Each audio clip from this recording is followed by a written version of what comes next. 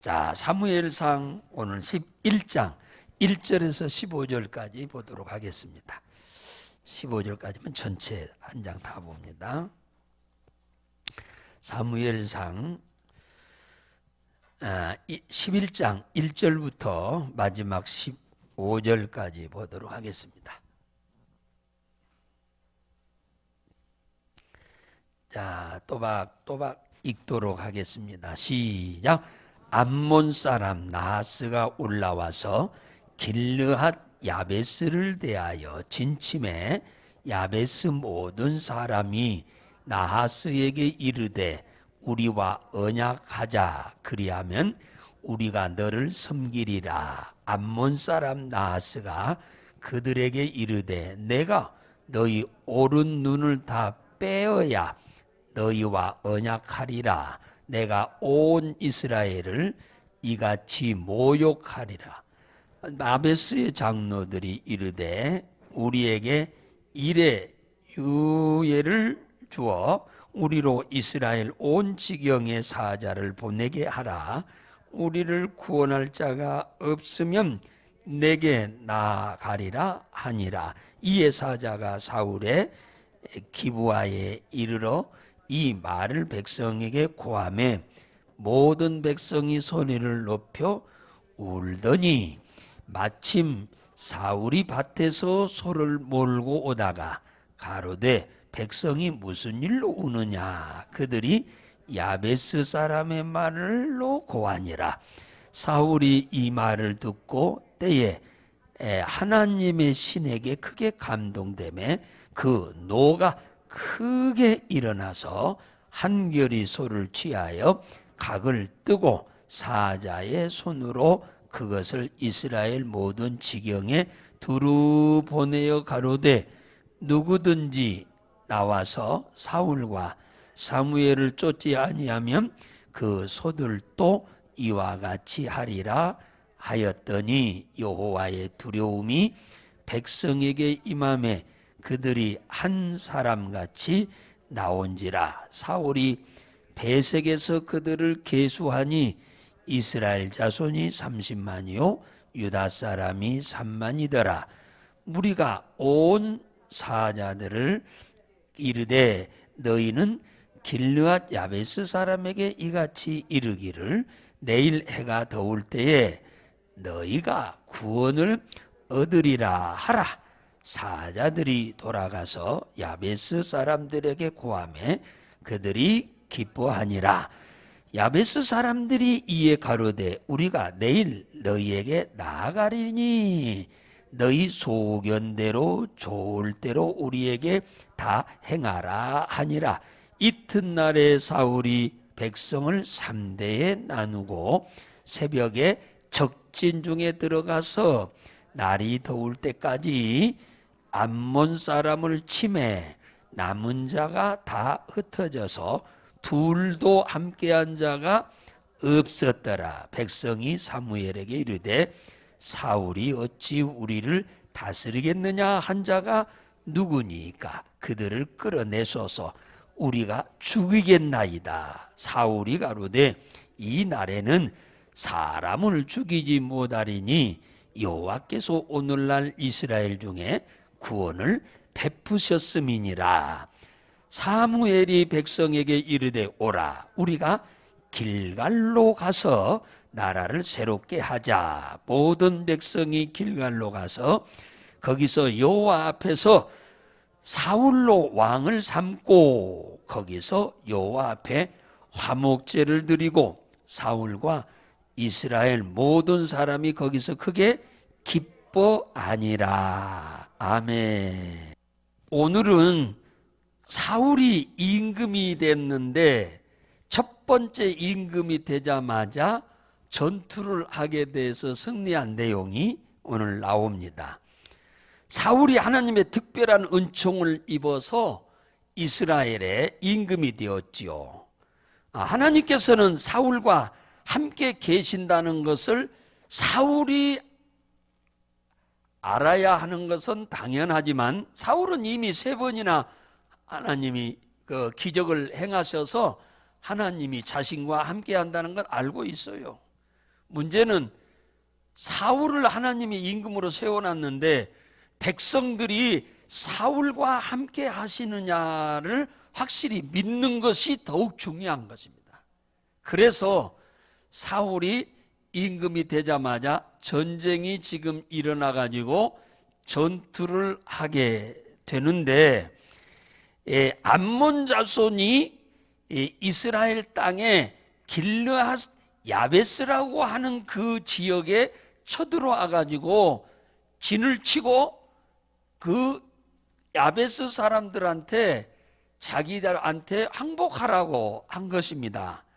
그러니까 야베스 사람들이 가만히 보니까 저들을 이겨먹을 방법이 없어서 거기 나오잖아요. 당신들이 원하는 대로 종이 되어서 섬기겠다고 그렇게 지금 이 얘기를 합니다. 종이 되어서 당신들 우리가 섬기겠다 이렇게 이 얘기를 하니까 약조를 하자고 이렇게 이 얘기를 합니다. 쉽게 말하면 죽이지 않고 살려주겠다고 하는 약조를 하자고. 그러니까 이 암몬 자손 왕 나하스가 뭐라고 하느냐면, 무슨 소리, 무슨 약속은 약속이요, 너희들을 오른쪽 눈을 다 빼버리고 난 다음에 약속을 하겠다고 그랬어요. 오른쪽 눈알을 싹 빼버리고 너희들 전 백성들을. 엄청난 얘기죠. 그러니까 무슨 말이요, 너희들 살려줄 마음이 없다 그 얘기입니다. 그래서 이 야베스의 장로들이 오늘 2절에 그러잖아요. 장로들이 뭐라고 하느냐면 이 암몬의 왕 야베스에게 뭐라고 하느냐면, 일주일만 말미를 주라. 내가 이스라엘 전 땅에 사람들을 보내서 우리와 함께 싸우겠다고 나서는 사람이 있으면 모르거니와, 그렇지 않으면 너희들 원하는 대로 해라. 오른쪽 눈을 뽑든지 아니면 양쪽 눈을 다 뽑든지 너희들 처분대로 해라. 그러니까 이 암몬의 왕 나기스가 굉장히 자신감이 넘쳤던 모양이에요. 그래, 내가 일주일 말미를 주마 했어요. 이 소식을 이 야베스에 살고 있는 장로들이 오늘 그거 나오잖아요. 누구한테? 사울한테 이제 이 소식을 전합니다. 사울이 이스라엘 왕으로 즉위식은 안 했지만은 이미 온 백성들을 12지파에 1000명씩 12,000명을 모아놓고 제비뽑기를 해서 사울이 임금으로 하나님이 택하여 세운 것에 대하여 공식적으로 다 선포가 된 겁니다. 그래서 어떻든 간에 임금 즉위식은 안 했지만 임금이 된 것이나 다름이 없죠. 그래서 이 사실을 야베스의 장로들이 사람을 보내서 이 사울에게 이 얘기를 하러 갔습니다. 사울은 밭에서 일을 하고 이제 저녁 무렵에 이제 돌아오고 있는데, 먼저 야베스에서 온 사람들의 사신들의 쉽게 말하면 연락병의 소식을 듣고 그 동네 사람들이 통곡을 하고 울고 난리가 나는 거예요. 그래서 어쩐 일로 갑자기 이렇게 울고 짜고 난리를 치냐고 물었더니 그 사람들이 야베스 사신들의 이 얘기를 들은 것을 그대로 사울한테 이 얘기를 해주니까 사울이 그냥 진노한 겁니다. 화가 막 나가지고 이것들 가만두어서는 안 되겠구나 해서 밭에서 쟁기질을 하고 오다가 그 두 소를 잡아가지고 토막을 내가지고 12지파에 보냅니다. 그러면서 뭐라 하느냐, 사울을 위하여, 야베스를 위하여 이 암몬의 나기스와 싸우고자 나오지 않는 사람의 집에 있는 모든 소는 내가 이렇게 다 죽여버리겠다고 이렇게 아주 그냥 엄청난 이 얘기를 한 겁니다. 그러니까 이 소식을 들은 이스라엘 백성들이 겁이 나가지고 다 모였어요. 모였습니다. 그 모였는데 얼마나 모였느냐? 삽시간에 모였는데 이들이 모였어요. 모였는데 몇 명이 모였냐 하니까 그 몇 명이 모였다고 그랬어요. 그렇지요. 엄청나게 많이 모였어요. 이스라엘 사람이 30만, 유다 사람이 3만, 총 33만이 삽시간에 모였어요. 나라를 지켜야 하기도 하고 나라 뺏겨버리면 뭐 죽기도 하고 모든 거 다 뺏겨버리잖아요. 그러니까 죽기 살기로 싸워서 나라를 건지는 것이 중요하죠. 어떻든 백성들이 8절에 모였는데 계수하니까 이스라엘 사람이 30만, 유다 사람들이 3만, 33만이 딱 모였습니다. 이때 성령의 감동을 받았던 이 사울이 이런 말을 합니다. 내일 해가 떠서 날이 더울 시간에 우리가 너희들을 구원할 거다. 이렇게 이 소식을 보냈던 사신한테 가서 야베스 사람들한테 전하라고 했습니다. 그 소식을 들었던 사람들이 크게 뭐 했다고 그래서요? 기뻐했다. 그렇지요. 기뻐해서 해가 떠서 더울 때면요. 한낮이요. 해가 뜨는 아침에는 안 더워요. 언제가 더워요? 낮에, 한낮에가 더워. 그러니까 아침에 그러니까 새벽부터 전쟁을 시작해가지고 깜깜할 때부터 시작해가지고 낮 12시까지 전쟁을 하면은 새벽부터 한다고 하면은 계산상으로 한 5시쯤부터 전쟁을 시작한다고 할 때 몇 시간이요? 7시간이잖아. 그러니까 대략 6시간에서 7시간 전쟁으로 인해서 절대 이겨먹을 수 없는 이 암몬 자손들을 사울이 반드시 이기고 승리해서 너희들을 구원해 낼 것이라고 이 소식을 전하라고 하니까 9절에 있는 이 야베스 사람들이 너무너무 기뻐했다 그러잖아요. 그래서 기쁜 그 소식을 내색을 안 하고 이 장로들이 암몬 사람 임금 나하스한테 연락을 했어요. 원래 일주일 전에 뭐라 했느냐? 내가 이스라엘 전 지역의 사람들을 보내서 너희들과 싸워서 이길 수 있을 만한 사람들이 모이면 싸우겠지만은 그렇지 않으면은 우리가 너희한테 항복도 하고 섬기겠다. 네가 원하는 대로 하라고 그때 하겠다고 그렇게 약조를 했기 때문에 지금 사울은 내일 낮 12시쯤 되면 전쟁을 아주 끝내서 그들을 다 멸하겠다고 했는데 그 내색 안 하고는 너희들 알아서 해라. 죽이든지 살리든지 오른쪽 눈을 빼든지 왼쪽 눈까지 다 빼든지 알아서 하라 하고 연락을 했어요. 그러니까 그쪽에서는 이쪽이 싸울 의사가 없는 줄 알았어. 왜? 야베스 사람들을 도우려 오려고 이스라엘 사람들이 안 하는 줄 알았어. 그랬는데 이 사울은 새벽에 33만 명을 세 패로 나누었어. 그러니까 세 패로 나누면 11만 명씩 이렇게 나눠가지고 세 패로 새벽에 가서 치게 되는 거. 새벽에 지금 다 잠자고 있는 시간이요. 텐트 안에서 보초병들만 있고. 그러니 그들을 그냥 요절을 내기에 쉬운 거지요. 그들은 이미 방심한 상태예요. 그리고 잠자고 있으니까 가서 새벽에 가가지고 11절에 보니까 와장창 싸워가지고 약 6시간에서 7시간의 전쟁은 끝이 나고 말았습니다. 이때 전쟁에서 딱 사울의 진두지휘로 전쟁이 끝나자 승리하자 많은 사람들이 뭐라고 하느냐 하면은 사울이 온 백성에게서 그 제비를 뽑을 때 임금으로 이게 제비가 뽑혀가지고 쉽게 말하면 택함을 받았을 때 많은 사람들이 사울 저게 무슨 우리의 지도자 임금이 되겠냐, 저게 임금이 돼가지고 우리를 어떻게 해서 잘 보호해 주겠냐, 이렇게 비난한 사람들이 많았어요. 그래서 이 전쟁이 잘 끝나서 승리가 되자 그 비방하고 조롱하고 업신여겼던 사람들을 뭐요? 죽이자고 지금 얘기를 합니다. 죽이자고 얘기하는 거요. 누구한테? 사무엘한테.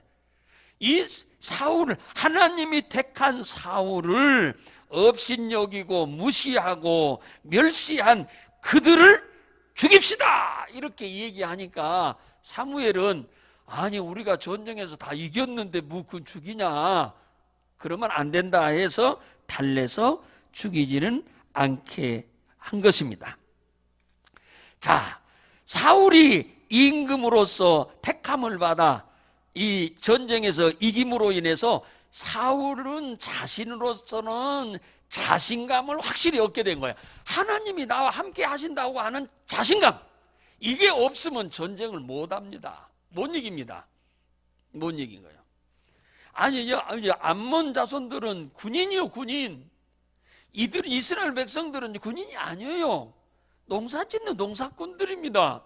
농사꾼들이 와가지고 어떻게 해서 군인들을 이겨먹습니까? 숫자도 더 많은 사람들인데.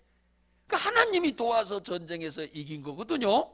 그래서 이번 전쟁을 통해서 사울은 하나님은 내 편이시다, 하나님은 나와 함께 계신다고 하는 확신과 함께 자신감에 넘쳐났고, 백성들은 하나님이 택하여 세운 사울에게 하나님이 같이 하심으로 인하여 어떤 일이 있어도 사울을 도와서 우리나라를 하나님이 지켜주실 것이라고 하는 이런 백성들이 또 확신을 갖고 사울을 신뢰하게 되는 계기가 된 겁니다.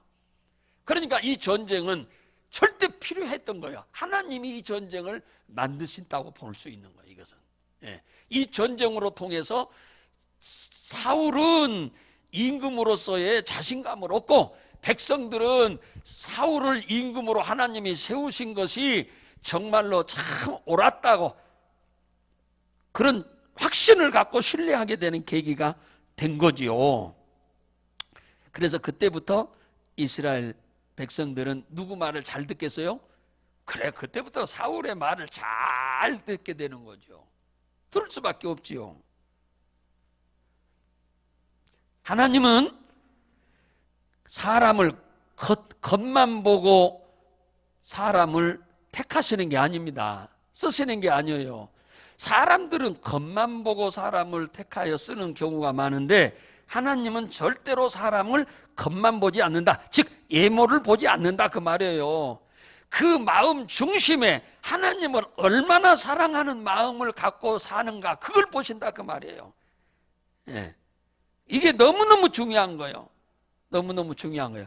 그래서 거기 저기 뭡니까? 이 성경 사무엘상 9장에 보면은 2절에 사울이 어떤 사람이었냐 하니까 이스라엘 백성 중에 그보다 더 준수한 사람이 없었다고 그랬어요. 이 준수란 말은 히브리어로 토브란 말인데, 하나님의 편이 된 사람, 하나님을 기쁘게 한 사람, 하나님께 도움이 된 사람, 하나님께 경제적으로 이익되게 한 사람, 이런 사람이, 그러니까 완전히 사울은 어려서부터 이렇게 자랄 때 아버지 밑에서 믿음으로 잘 교육받아가지고 하나님을 위해서 신앙생활을 잘한 사람이었어요.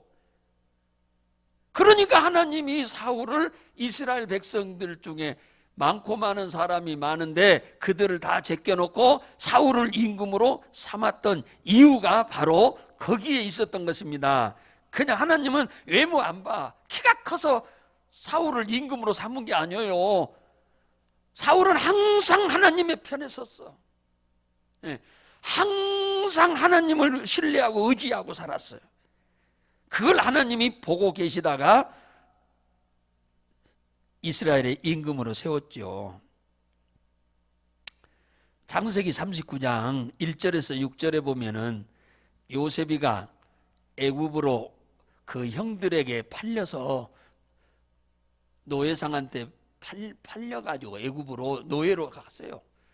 그랬는데 노예로 가가지고 그 39장에 보면은 3절에 뭐라고 나오냐? 하나님이 요셉과 함께 하심으로 그의 범사가 형통하게 되는 것을 주인 보디발이 보았다 그랬어요. 주인 보디발 장군은 이 불신자입니다. 하나님이라는 것 자체를 모르는 사람이요. 그런데 이 사람이 17살 먹은 아이를 노예시장에 가서 자기가 샀어요. 그랬는데 이 아이가 와서 자기들이 섬기는 신을 섬기는 게 아니고 이스라엘 자기 섬기던 하나님을 지가 섬기는데 그 하나님을 지가 열심히 섬기는 거예요. 그런가 보다 했는데 혼자 기도하고 혼자 예배하고 막 그러는 거예요. 왜? 애굽에는 하나님 믿는 사람 한 사람도 없으니까 누구와 같이 예배드리고 기도할 수 있는 자리가 아니요. 자기 홀로요. 그러니까 혼자 예배드리고 혼자 기도하고 그러는 거예요. 그래서 하나님은 저렇게 섬기는가 보다 하고 보디발은 그렇게 알고 있어요. 왜? 본 적이 없으니까. 하나님은 저렇게 섬기고 하나님께 기도는 저렇게 하면 되는가 보구나. 그렇게 이제 알고 있었어요. 그런데 요셉이한테 일을 시키면은 그 집에 노예들이 어마어마하게 많은데 그 많은 나이 많은 노예들도 못하는 일을 이 어린 아이가 일을 척척척척 다 해내는 겁니다. 그러니까 이 보디발 장군이 봐도 아니 어떻게 저 어린 아이가 17살 먹은 아이가 와가지고 어른들도 못하는 일을 착착착 해내냐. 이것은 지가 믿는 하나님이 도와주기 때문이라고 하는 것을 보디발이 깨달은 겁니다. 요셉이가 믿는 하나님이 어떤 분인지는 보디발은 몰라요. 그런데 어린 아이가 어른도 못하는 일들을 이 아이가 척척척척척 해내는 걸 보고는 이것은 지가 저렇게 섬기고 믿는 하나님이 돕지 않고는 저건 도저히 할 수 없는 일이다. 그걸 불신자 보디발이 안 겁니다. 그래서 하는 말이요. 하나님이 요셉과 함께 하심으로 그의 범사 일 시키는 것마다 다 잘해내는 것을 주인 보디발이 보게 되었다 그래. 그 창세기 39장 2절에 보면 보디발이 여호와께서 요셉과 함께 하심으로 그가 형통한 자가 되었다 그랬고 5절에 보면은 여호와께서 요셉을 위하여 보디발의 집에 복을 내리시니 그의 집과 밭에 소유의 복을 주었다 그랬죠. 그러니까 보디발이 이뻐서 하나님이 그 집에 복을 준 게 아니고 요셉이가 하나님을 잘 섬기니까 하나님께 이익된 사람이니까 하나님께 유익된 사람이니까 하나님께 도움이 되는 사람이니까 하나님께 기쁨을 주는 사람이니까 아니니까 그 아이가 노예 생활을 통해서 힘들지 않도록 하기 위해서는 주인이 시킨 일을 착착착착착착 잘 해내야 이쁨을 받고 사랑을 받고 편하게 살지 않겠어요? 하나님이 그래서 요셉이가 하는 일을 도와서 잘 해내게 했다 그 말이에요. 보디발이 이뻐서 하나님이 그 집에 복 준 게 아니고 요셉이를 편안하게 종살이 노예 생활하도록 하려고 요셉이가 들어가는 날부터 그 집에 복을 주었다 그 말이에요. 보디발의 집에 요셉이를 편안하게 하기 위해서 하나님이 그리 하셨다고 그렇게 말해요. 우리는 이걸 잘 아셔야 합니다. 사무엘하 6장 11절에 보면은 하나님의 법궤를 엘리 제사장의 아들이 블레셋과 전쟁할 때 전쟁에서 좀 불리하니까 법궤를 가지고 전쟁터에 나갔다가 법궤를 뺏겨버렸어요. 그래가지고 그 이스라엘 법궤를 블레셋 사람들은 잘 모르니까 그냥 구르마에다 그냥 실어서 그냥 갖고 갔어요. 블레셋 이거 어마어마한 저주거든요. 저주받을 일이거든요. 그랬는데 데리고 갔는데 그날 저녁부터 하나님이 블레셋에 저주를 내리기 시작한 거예요. 전염병으로 그냥 막 그 도시들을 다 쓸어버리는 거예요. 막. 그러니까 이 도시에서 또 저 도시로 옮겨가면 그 도시에 또 전염병을 하나님이 다 쓸어버린 거예요. 또 그 도시에도 그 옆 도시로 또 옮겨가니까 그 도시도 막 쓸어버린 거예요. 그러니까 온 이스라엘 나라가 그냥 이 하나님의 법궤, 이스라엘 사람들이 섬기는 여호와 하나님의 법궤라고 하는 이 법궤 때문에 우리가 이렇게 저주받는 것이라고 생각하고 다시 돌려 보냅니다. 그래가지고 그 법궤를 누구네 집에다가 모셨냐 하면은 오베데돔의 집에다가 모시게 된 겁니다. 이 오베데돔의 집에다가 이 법궤를 모셨어요. 그랬는데 3개월 동안 모셨는데 하나님이 오베데돔의 집에 복을 주시니라 그랬는데 사무엘하 6장 12절에 보면 그의 집과 그의 모든 소유에 복을 주셨다 그러잖아요. 그의 집과 그의 모든 소유에. 소유면 뭐요? 논에도 밭에도 뭡니까? 짐승에게도 다 하나님이 복을 주셨다 그 말이에요. 3개월밖에 안 모셨는데 엄청난 복을 받아버렸어요. 3개월밖에 안 모셨는데. 그러니까 하나님은 섬기는 것이 짧아도 바르게 섬겨야 복을 빨리 받는 거예요. 할렐루야. 얼렁뚱땅 하나님 섬기면 복은 수십 년 가도 소용없어요. 그래서 하나님을 3개월밖에 안 섬겼는데 그의 온 집에 그의 모든 소유에 복을 주셨다고 그러잖아요. 그의 소유에 모든 경제적인 일을 한 모든 일에 밭에도 곡식에도 그 다음에 과일나무에도 짐승에게도 그 가족에게도 다 하나님 복을 주었다. 예수님은 나와 가정과 가족과 소유와 산업에 100배나 복을 주겠다고 그랬어요. 하나님. 예수님은 아니 여러분 3개월밖에 안 섬겼어도 바르게 하나님을 섬기면 하나님이 이렇게 복을 주십니다. 할렐루야. 100배나 복을 준다고 하는 말은 엄청나게 복을 많이 주겠다는 얘기입니다. 하나님이 뭡니까? 복을 조금 주시기를 원하는 하나님이 아니요, 부스러기를 주기 원하는 하나님이 아니요, 가득 주기를 원하고 후히 주고 넘치게 주기를 원하신 하나님이요. 할렐루야. 후히 되어 누르고 흔들어 넘치도록 주기를 원하신 거예요. 말라기 3장 10절에 보면은 창고에 쌓을 곳이 없을 정도로 가득 채워주겠다고 그렇게 말한 거예요. 하나님은 사람을 외모로 복을 주는 게 아니고 지식을 보고 주는 게 아니고 뭐 인기를 보고 주시는 게 아니라 믿음을 보고 주신다 그 말이에요. 할렐루야. 믿음을 보고 준다고 하니까 여러분은 믿음이라는 개념을 오해하면 안 돼요. 입으로 믿습니다, 믿습니다, 믿습니다. 이게 믿음이 아니에요. 믿는다라고 하는 것은 행함을 말하는 거예요. 행함을 믿음이라고 하는 거지 그냥 입으로만 믿습니다, 믿습니다, 믿습니다 하는 게 믿음이 아니에요. 내가 정말로 내 입술로 예수님이 나의 구원자시고 나의 생사화복의 주관자라고 하는 것을 믿는다면은 그분의 말씀을 따라 우리가 살아가는 거예요. 그것이 믿음이요. 그래서 행함이 없는 믿음은 믿음이 아니라고 그러는 거예요. 뭐 아니야. 입으로만 믿습니다 하는 것은 믿음이 아니야.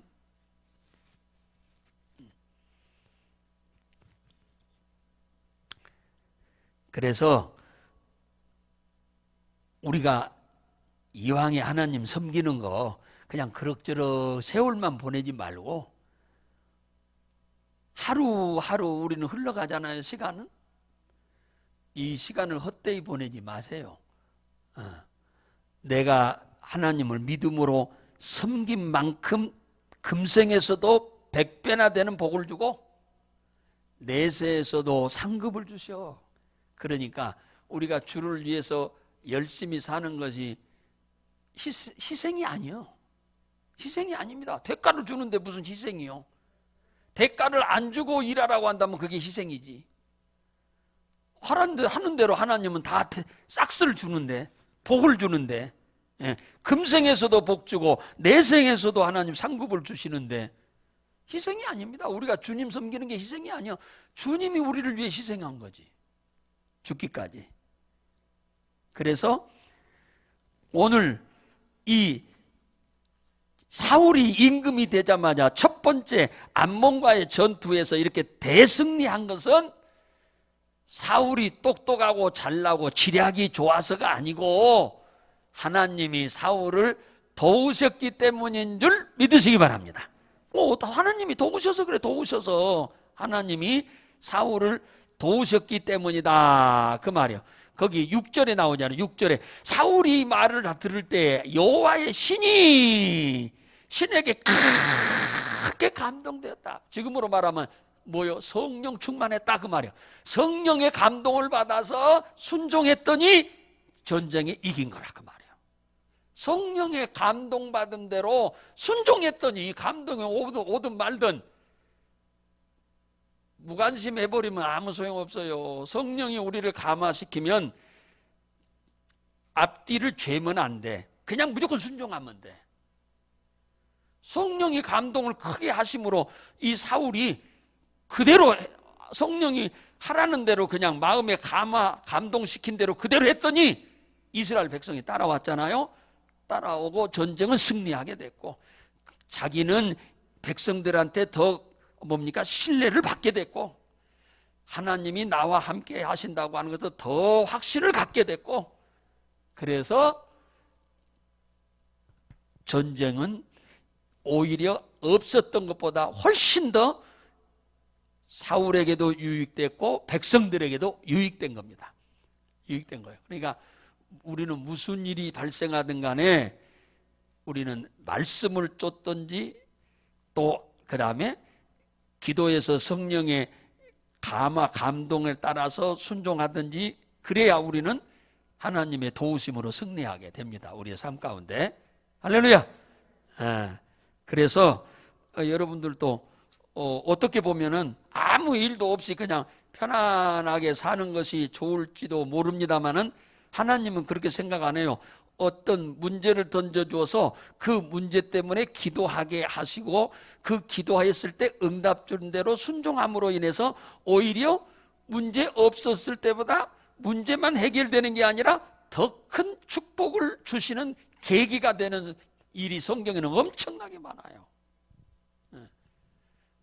그러니까 불신자 때 같으면 우리를 망하려고 문제가 오는 거지만 신앙을 갖고 하나님의 자녀된 우리에게는 망하기 위해서 오는 문제가 아니고 복을 주시기 위한 기회로 삼으려고 하나님이 문제를 던져주는 것입니다. 이때 하나님만 의지하고 말씀을 쫓아 순종하고 나가면 오히려 더 큰 축복의 기회가 될 줄로 확실히 믿으시기를 주의 이름으로 축복합니다.